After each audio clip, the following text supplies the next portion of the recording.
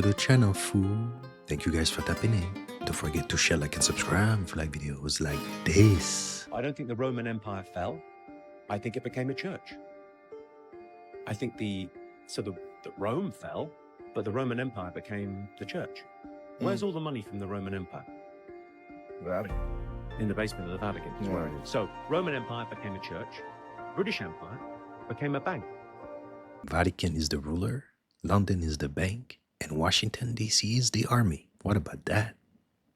Во все мы входим в измерение пирамид. 15 измерение. Сейчас покажу.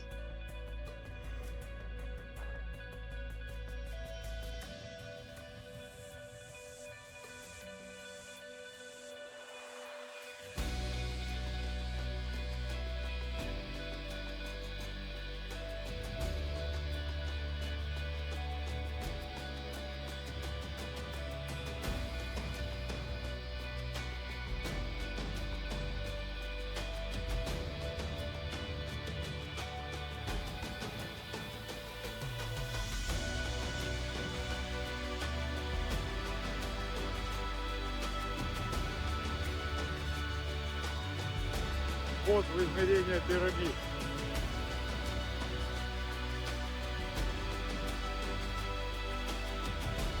Седьмой месяц пути от Антарктиды. 13-й ворот.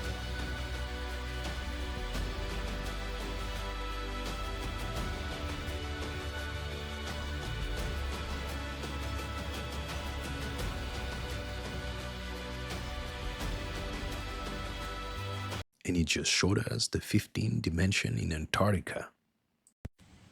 It's late and I'm hearing voices in the kitchen. It's just me in here.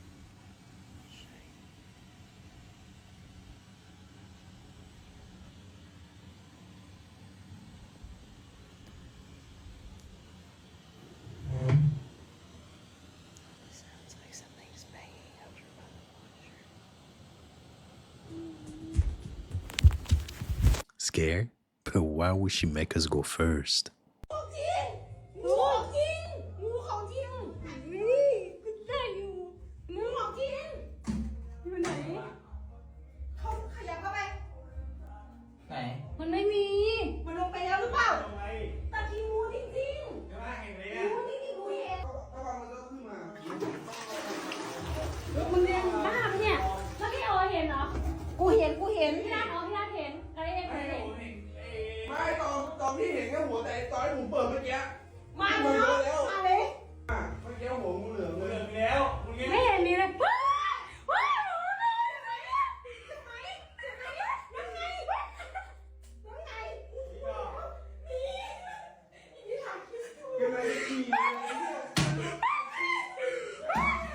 And I can guarantee you, you'll be wearing diapers for the rest of your life.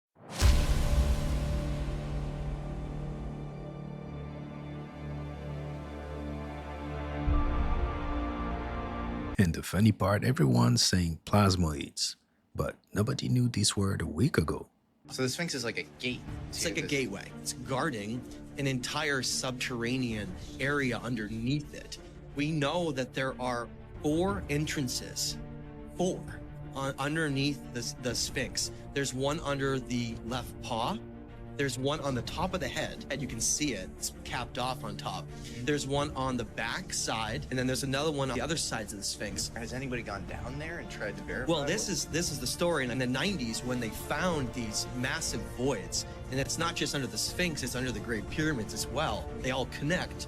And the Egyptian authorities came through and they boarded up the front of the paws with boards, literal boards, and blocked it off. And then what they did is very clever. They ended up drilling down to prove to the public that there was no voids, but they purposely went where there wasn't entrances, and they tricked people. The whole front of the Sphinx is now boarded up. And here we go, back down the rabbit hole. Pero se ve perrón, ¿eh? ¿Esa mamada qué, mijo? Ah, cabrón. Güey, pero aquí se ve hasta más chiquito. Ahora, mientras más lejos se ve, o lo estamos viendo de otra perspectiva. Está bajando. Acá, ver. No mames, no digas mamadas, güey. Disfruta, son... Estamos atestiguando Es como la llegada de algo, ¿no? El Blue Beam. algo que era una estrella que traía Ah, no te pases de ver. como una luz enfrente y se paró. A ver, bro, no, espérate, bro, eso sí es otra cosa, mi hermano. Y está bajando, mira. Oye, bro, ¿qué es eso? Ya, muy buena onda. Pero ¿hasta dónde se está yendo, güey? ¿Para atrás del cerro ahorita? Bro, ¿qué onda? No mames, no digas mamadas, güey. Son... Estamos atestiguando Es como la llegada de algo, ¿no? El Blue Beam. algo que era una estrella que traía Ah, no te pases de ver.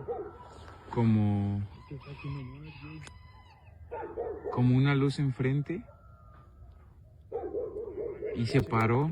A ver, bro, no, espérate, bro, eso sí es otra cosa, mi hermano. Y está bajando, mira. Oye, bro, ¿qué es eso? Ya, muy buena onda. Pero ¿hasta dónde se está yendo, güey? ¿Para atrás del cerro ahorita? Bro, ¿qué onda? This has been seen in the US, so if the TOs are seeing this in Mexico, that might be real. How you doing? You good? Good, bro. Listen, is there any particular reason why you're walking like that? What you mean?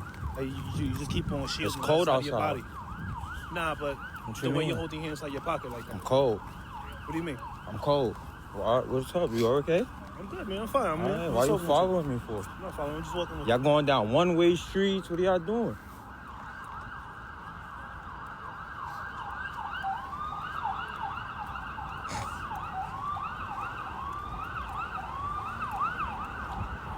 What's your name? Officer Garcia, 27435. You need a business card for me? Nah, I don't need no business card. Yeah. That's just mad work with the flashlight.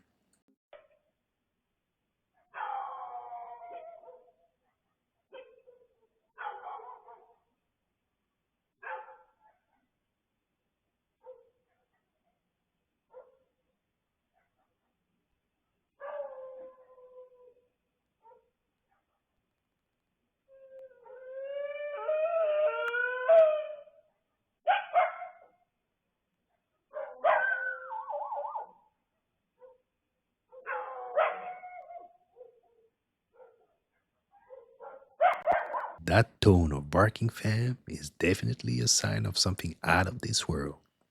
Had the opportunity over the years to interview, again, people who have worked at the test site at Groom Lake. One gentleman spent 12 of his 30 years in black programs at Groom Lake. When I asked him, I said, first of all, I said, do you believe in UFOs? And he looked at me with a straight face in one-on-one. He said, absolutely, positively, they do exist. I said, can you expand upon that? And he said, no, I can't. About a year later, we were talking about, again, activities at Groom Lake. And I asked him, I said, you know, can you really tell me what's happening out there? And he said, well, there's a lot of things that are going on there that I won't be able to tell you until the year 2025. But we have things in the Nevada desert that would make George Lucas envious. Getting close, guys. We're getting close. Nothing nefarious, apparently. But they're checking it all out. I think it's just one. There's a lot of drones authorized up there. I think one started and they all got, everybody's wanting to get in the deal. But we're following the quote. So far, no sense of the date. I even forgot he was the president. According to your lawsuit, you were hired by a security firm to work security at one of the infamous white parties that was thrown by Sean Combs in the Hamptons. What was that experience like? At first, he was incredibly friendly, very gracious. So you had a friendly chat, and then, according to your lawsuit, at some point later in the night, Sean Combs himself offered you a drink. This didn't come from staff or someone holding a tray of drinks. It came from him directly. Correct. The first drink started to have some effect on me, and I just thought, wow, these are really strong drinks. It wasn't until the second drink, and it was already too late, that I realized that there was something wrong with the drinks. Sadly, Sean Combs was waiting in the wings. He was watching from some sort of vantage point. And once I was in a helpless position and he was sure that he was in a position of power, then he took advantage of the situation. You allege that you were forcibly pushed into an SUV by Sean Combs. That act alone, according to your lawsuit, left you in considerable pain. And then once inside the vehicle, your lawsuit says plaintiff was held down by Combs, who overpowered him while he struggled to escape due to the effects of the drugs in his system. And it goes on to say that he you. I was screaming. I was telling him to stop. It was incredibly painful. And he was acting like it was nothing. And he seemed to be disconnected from it. But it was abusive beyond belief. And no real man gonna make this up.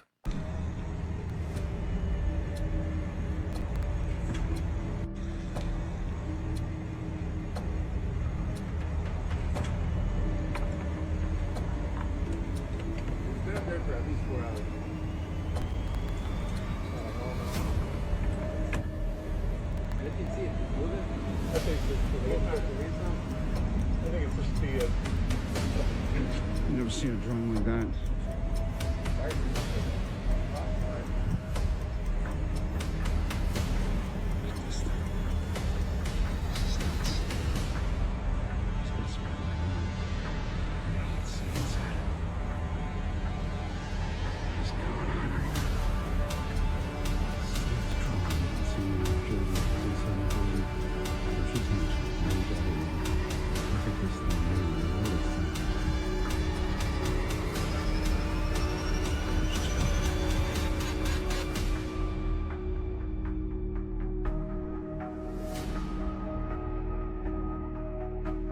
And we got him. You are being extradited from Spain, an ally in Western Europe, a NATO country, to the United States by the U.S. Justice Department to face life in prison, 109 years, for tax evasion. You're not a U.S. citizen. The period that you're being charged with evading American taxes, you are not a U.S. citizen. My first thought is, maybe it's not really about the taxes. Maybe there's something more to this story. More than a decade after I had already renounced my U.S. citizenship, and just a couple of weeks after I published a book on the hijacking of Bitcoin, how it no longer works as peer-to-peer cash for the world, it's suddenly right after my book gets published that exposes how people claiming to work for intelligence agencies hijacked Bitcoin to do that. Suddenly I get arrested and tossed in jail in Spain and trying to be extradited to face more than 100 years in prison. So effectively to die in prison is what they want. As the founder of Bitcoin.com, co-founder of XRP and Blockchain.com and a bunch of other companies, I literally seeded the entire first generation of cryptocurrency companies. And so they're furious at me for trying to have something that can compete with the US dollar as the world's medium of exchange and currency. The reality, they won't stop until we stop them. Nothing else exists in the universe except this trinity of forces, of fields. I feel like that's something Tesla was also trying to point out. Yes, he knew this secret, brother. See, Tesla knew about the longitudinal standing wave, the scalar wave. See, in society, we know a lot about the Hertzian wave, which was discovered by Hertz, and we call frequency Hertz, okay? Because we attribute this transverse wave, this vibration, which is a material wave of electricity, to Hertz. Yeah.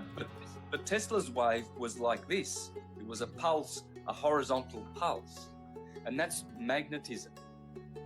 You see, so magnetism, which is above electricity, is a spiritual force. Let me explain this. I'll get my whiteboard. 1 minute. Sure. You're going to love this because this is... Astrology is not just a branch of science all on its own and separate from all the rest. Astrology is theology. Krishna is in astrology. Astrology is the mother of all sciences, the science of light, Jyotish. And so If we don't know astrotheology, astrology, theology, alchemy, chemistry, physics, gematria, and all of the sciences, we can never know these things. We will always be separated by degrees from the accurate knowledge of truth. So this world deals in facts. It doesn't deal in truths, and facts are not truth, and truth are not facts necessarily. And so truth is absolute and the ultimate, and that's what astrology teaches. It doesn't teach facts. It teaches truth. It teaches truths. And so what you have, we have dielectricity. That's the ether. That's what we call ether, okay? And this is black light, and Krishna is what color? Black. Okay. In the second Trinity, Krishna is blue. I'll explain that. Yeah, because we always see him in a blue-skinned body. Yes, but the original Krishna, like the original Jesus or the Mary, is a black. You will always, everywhere you go to Catholic churches all over Europe, and you will see a black Jesus everywhere, harking back to the Krishna color of black, because black is the ether. It is the original light. I know. I need to find part 2. So there has been a lot going on. I think there's a bunch of different narratives. Some of them are very scary. The scariest one that I've heard is that the drones are looking for gamma radiation because there's a missing nuke. Yeah, let's address that first. I made a next post about this yesterday to try to assuage some fears. So, I've had the privilege of interacting with a lot of government organizations over the past few years as I've been digging down this rabbit hole. Law enforcement at a federal level, DOD, executive branch, legislative branch, and some of the folks that I've come in contact with, they specifically work on weapons of mass destruction. Okay, so that's their job. So if there's a loose nuke in the United States, among other agencies, they would be some of the people that would be sitting in a skiff for 24 hours a day trying to figure out where it is and to go get it, right? So you can imagine that would be their number one priority. I engage with these folks. I ask them, what's the sense here? People are kind of starting to panic a little bit, and this message is getting out there more and more broadly. And they assured me that's not the case, that there is not a loose nuke or other type of weapon of mass destruction that these objects, whatever they are pursuing right now. Otherwise, they would be working in a skiff nonstop to make that go away, that problem go away. So, that's part of why I have a high confidence level that this is not a response to a massive imminent, weapons of mass destruction threat on the eastern seaboard.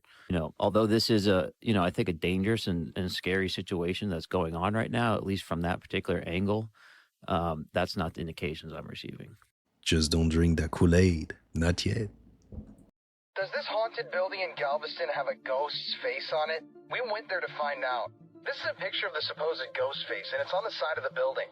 Apparently, the owners of the building have tried to wash the face off multiple times, but it's appeared on different portions of the building. Now, why would a ghost haunt this building? Well, local legend states that a farmer at one point didn't want to sell his land, but when he died, his family did, so he appeared on the building as some sort of revenge. There is another story that surrounds the building that's pretty eerie, though. After the battle for Texas independence, a man by the name of Bigfoot Wallace was granted land on Galveston Island, and apparently he never got that land. People say that his face is the one that appears on the building time and time again. I will say, it is a pretty striking resemblance when you look between the two photos, but I don't know. Do you think this is a ghost? And what do you guys think it is? A ghost?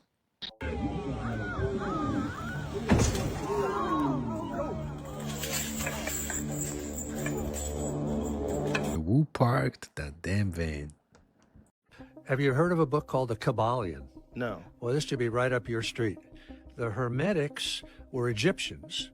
It's where the Freemasons came from, and the alchemists and the people in the Middle Ages who preserved, the culture when the Dark Ages came.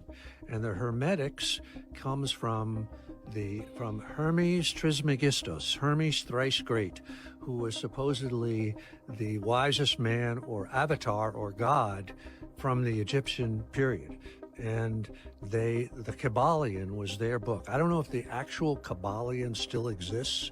There are sort of, I have like one little short book of it, but they had a whole deep philosophy that is a lot like this. You want me to talk about this for a second? Sure, yeah, please. I mean, there were like, I think the Hermetics had like 7 principles. I'll see if I can remember what they are. The first one is that you and I have no physical existence as entities. We exist entirely as thoughts in the mind of the all, or God. Sort of like the analogy they use is like in the mind of Dickens is Mr. Micawber and Pip and David Copperfield and all that. And that you and I only exist as thoughts in the mind of God. And they believe that the universe was entirely mental. That's what this was. That there really is no physical existence. And that it was all vibrational. And that one of the things they believed was that there's no such thing as opposites. Heat and cold are not opposites. Fear and courage are not opposites. They are just points on a continuum. And that the difference between fear and courage is entirely in the vibration. And so this is where the alchemy came in. They believed that if they could change their vibration or change the vibration of lead, they could change it into gold. And they had, their other things was, everything vibrates. The other thing was that everything swings on a pendulum. Everything goes back and forth from one thing to another.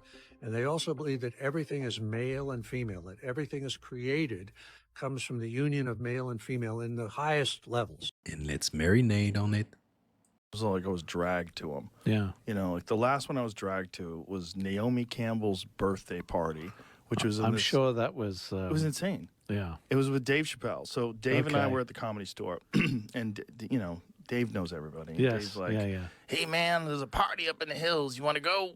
And I was like, I don't want to go to any fucking parties. Yeah. He's like, come on, man, I want to go alone. So I said, okay. So me and Dave, we drove all the way up. It was like a scene in a movie. Yeah. Because, like, here's me and my super famous friend, and we're in my Porsche, and we're in my race car. I have a GT3. So we're driving up in the hills, and then we have to stop at this place, and then you have to get on a shuttle, and then you get to the house, and then you get on an elevator, an outside elevator that takes you from the main house to the party house. Right. So they had a party house on the top of this hill. So we're up in this elevator with Demi Moore, which is weird as it is. Yeah, You know, yeah. I'm like, hi. It's fucking weird. Hi, famous lady. Yeah. And then we get to the top of this hill, and it's just everybody famous. It's Lenny Kravitz and all these different people. Yeah. And so Naomi Campbell, there's a photograph of her on the side of the hill that's literally 50 feet tall. This enormous naked photograph of her. And I'm not surprised. It starts off with the dad stuff. It tries to trick you. Who am I speaking with? Lilith, mother of Forsaken. Who am I speaking with? The devil's wife is Lilith. That we've had before. The devil's wife is Lilith. I think we've had that quite a bit, but probably years ago. I am a whisper. I am a whisper. Do you mean the whispers I hear? Is that what you're referring to? Shadows conceal. Where are you, if you're talking about shadows? You open the door. Tell me who I'm speaking with. Identify yourself. We see you. Where are you? Show yourself. We wait for you. Are you going to respond to me, or are you just speaking randomly, like a fool? Light deceives.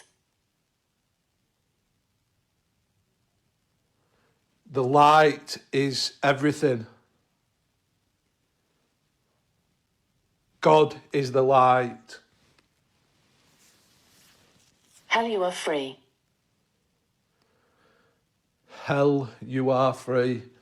I think I saw and I was pointing camera that way. I think I saw something walk from this way to that way, but it could have just been like that, I suppose. Lucifer, pride. Stop this rubbish. Tell me who you are. Leviathan, envy. We've had these, I know exactly what it's doing now. It's the 7 deadly sins, is it? Satan, wrath.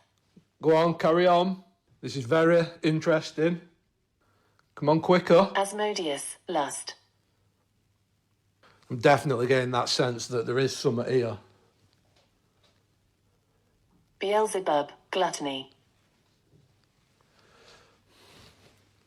It's been a while since we had any Alexa like this. I can help you shop for everyday items. Try saying things like, Alexa, order AA batteries, or reorder paper towels. I'm going to assume Mammon, greed. I'm going to assume that was what I just said, not the ghost. Tell me who you are.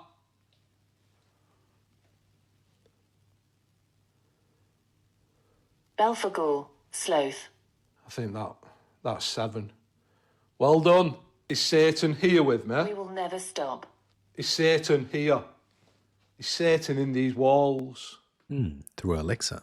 Anybody tried? Let me know in the comments.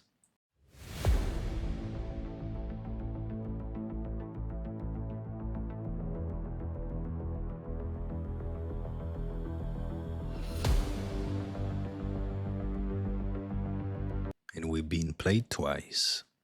What concerns me is that these alien creatures are now about to reveal themselves. And if you notice, in many parts of Africa, ancient kings used to wear a wooden helmet with golden horn. It was true in West Africa, and it was true also in Southern Africa in the great Munumutapa Empire. The horns representing the Chitahulis. Yes, the power of the Chitahu. Horns are a symbol of status, and through its horns, a Chitauli is able to communicate with human beings far across the face of the earth. So the horns were like antennae then? Yes, they were instruments of projecting power. In fact, it is said by storyteller that King Samahongo punishes those Chitauli who show mercy to human beings by pointing at them so that both their horns fall off their head. And the Chitauri is therefore unable to direct human affairs through his or her horn. It's also interesting that the descriptions of the Chitahuli, the horns and sometimes the tail and stuff, is very, very close to how Christians and those sort of stories have depicted the devil. Yes, but what amazes me is that now, more than ever before, the devil is represented as a Chitauri. What concerns me is that these alien creatures are now about to reveal themselves. And they are making us aware of how they look like. Today, we are having feelings that depict the grey aliens exactly as they really are, and the Chitauli exactly as they really are. My question is why? Are we being prepared for a major event? Very interesting. And eventually, when you can't get rid of any more false, what you're left with is the truth. How much false can you find? And there's lots in history. I was looking around the internet and came across the images of the 1893 Chicago World Exposition. And it blew my mind because it looked like ancient Rome in the middle of downtown Chicago.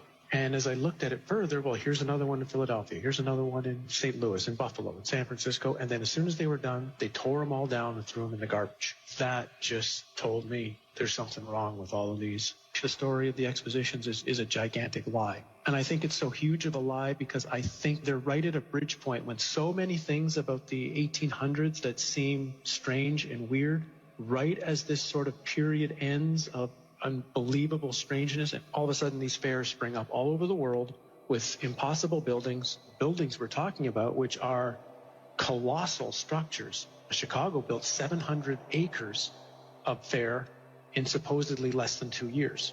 St. Louis built 1,200 acres of exposition buildings. One of the buildings in Chicago, the manufacturer's building, would house 300,000 people. There's a giant statue in the middle of the lagoon. It was called the Golden Lady, and it was known as the Statue of the Republic. It was 65 feet tall. They say it was covered in gold leaves that had copper underneath, but others speculate it was actually made out of solid gold.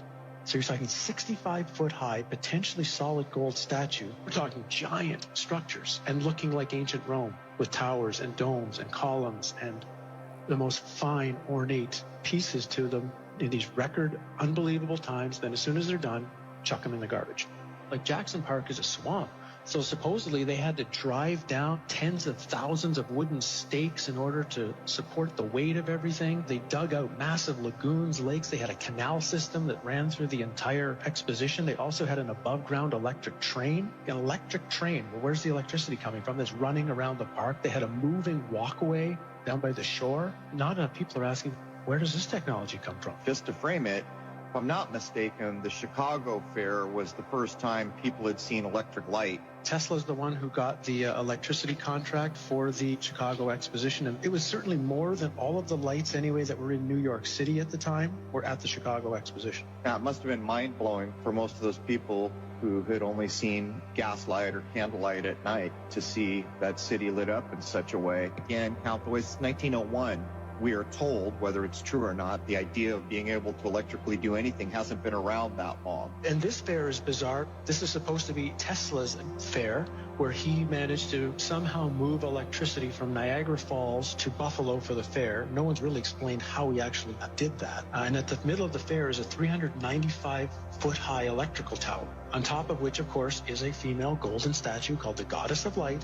And this thing was lit up by, some suggest, 500,000 electric light bulbs. Again, when you look at the photos of this thing, it's just, where do they really get the power from? I mean, think of what it would take today if you had a place with no electricity and no way to pipe it in, the generators that would have to be built.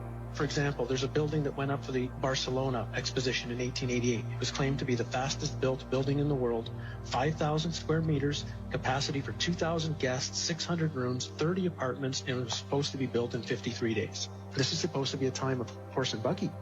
The 2-year building times are actually impossible unless the two most likely theories would be either A, they had a technology that they're not supposed to have, and it really was built in that time frame. Even if they built them, they had to build them out of marble and stone in record time, or the buildings were already there. They'd been there for hundreds or thousands of years, fixed up, refurbished, repainted, hence the term whitewashed, which is the term that was used for the Chicago Exposition, which was paint all the buildings with this brand new spray paint that they had just developed to spray paint all the buildings in record time, so you couldn't tell if anything was old or anything was new. How long did these things tend to stay open? When they built these things supposedly over 2 years, which is the narrative, how long were they there for? About 6 months. 6 months for the public to come. And then what was amazing, for example, in St. Louis, 2 days after the fair ended, they brought in a demolition team from Chicago with explosives and blew the thing up. They actually used dynamite to blow it up, and they say threw it in landfills. Things like the World Fairs shows there was a time in our past, and even not that far in our past, where humans seem to be at a completely higher level. Human living and human knowledge were constructed into the buildings using cymatics, using sacred geometry. These fairs, they're so important to study because the history that we know right now as history was invented at the time these fairs were going on. One of their underlying nefarious purposes was to teach a historical narrative to the population that they were supposed to believe and agree with. And scarily, the world we're walking into today is in some way has its origins during the time of these fairs. The more you try to hide the past, the more absurd it looks. A warning for online gamers after police say a man became obsessed with his co-player and ended up stalking her and trying to kill her. Here's ABC's Andrea Fujii. This morning, a warning for online gamers after police say 2 men traveled from Canada to California to find and attack a fellow female gamer. We know that gaming, online gaming, is a big thing nowadays, and you just have to be cautious. Law enforcement says Canadian Devin Vanderhoff and a Monterey County woman knew each other from online gaming after playing together for years. They say last week, Vanderhoff and his friend, Darius White, took a flight and traveled to her home. It led to what we are calling an obsession, to where the point that Mr. Vanderhoff ended up flying from Canada down to Salinas, California, began following our victim and getting to know her pattern of life. Authorities say the two men posed as delivery drivers holding a package. They say when the woman's boyfriend answered the door, Vanderhoff stabbed him. When the woman jumped in to help, she was stabbed as well. Both the boyfriend and Vanderhoff were taken to the hospital. Vanderhoff's friend got away, but was arrested at the airport. Guys coming from Vancouver to Salinas to pose as an Amazon delivery person and stab somebody. I mean, it's extraordinary. Law enforcement says this all could have been a lot worse because inside that package were handcuffs, duct tape, and knives. They say it's a cautionary tale for online gamers. Don't divulge personal information to people because you just don't know who is on that other end. Both men are charged with attempted murder. Authorities say the woman is okay. The boyfriend is recovering. Never share your personal information. Was the moon built to keep an eye on people and as a vehicle to travel the universe? My granddaughter and grandson have been to the moon. It's not a moon. It's a command center with probably 25 to 35 different civilizations in there, but they have personnel living here. Their families live here. The kids are getting educated. It's a big facility. I've been told that the moon is a machine filled with computers. It watches, observes, downloads, uploads information to someone somewhere else in the universe. It has been used as a monitoring and manipulation station by non-humans for millions of years. I have talked with people who have worked in government intel agencies. People who would be CIA, NSA, have said, it's absolutely right. There is a moon base. It's hollow. There's large cities inside the moon. I learned a lot of different things. There are as many as 10,000 levels of floors inside the moon that are all built out with technology. It has a supercomputer inside of it, and the moon is an arc, meaning that you could package up an entire planet, the plants, the birds, the animals, and the people, and put them all inside this artificial construct in what looks like an ordinary moon, and then actually pilot it somewhere else. There is a distinct possibility that a very ancient extraterrestrial race actually brought the moon to Earth's orbit. Our moon is some kind of artificial satellite, a base to observe Earth. One side of the moon is always facing the Earth. Only one side is visible from the planet's surface. It means that if you're an ET race, you can build anything you want on what we call the dark side because nobody on Earth will ever know. You know, they could have all their ships parked on the far side of the moon, visiting the Earth, doing whatever they need to do, monitoring the Earth, without us ever knowing what's there. But let me tell you, this is the best information you're ever going to hear. There's some amazing evidence that suggests the moon may be hollow, and it comes from our own USGS.gov. When you download these official NASA images and look at them, you start to see immediately that there's subsurface structures. Is the smoking gun that the moon is definitely hollow and there's structures beneath it. And a lot of things are starting to make sense now. And that's all for tonight, fool. I hope you enjoyed it. If so, don't forget to hit and smash the like button for me. Smash that subscribe button, be part of the family. Remember, stay woke, and I'll catch you next time.